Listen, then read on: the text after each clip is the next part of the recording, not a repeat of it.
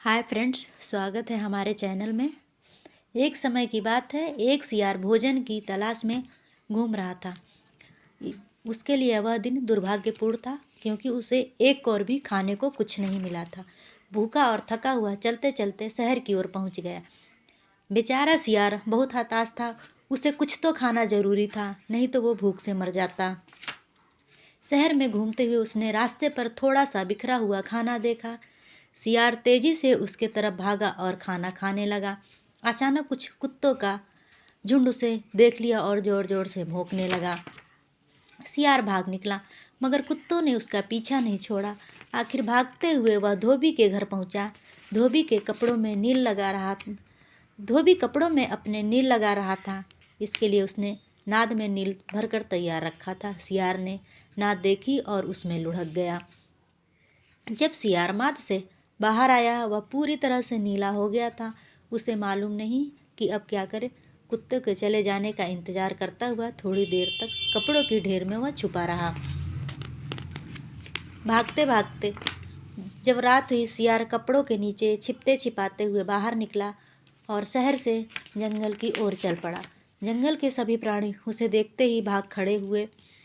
किसी ने भी ऐसा कभी नीला विचित्र प्राणी नहीं देखा। सभी डरे हुए थे।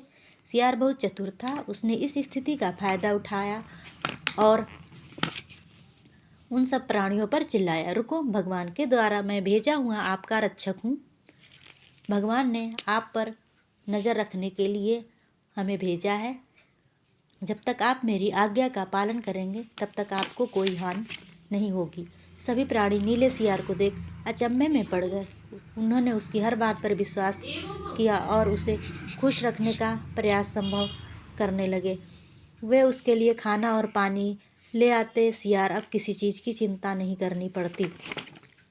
रोज़ शाम सियार एक चट्टान पर बैठ जाता और सारे प्राणियों को चारों तरफ सारे प्राणी भी उसके चारों तरफ बैठ जाते। वह उनको अनेक तरह की कहानियाँ सुनाता। सभी प्राणियों को यह बड़ा अच्छा लगता। वे कहते, हमारे शासक इतने दयालु हैं कि हमें अपना अनुभव सुनाते हैं और ज्ञान की बातें बताते हैं।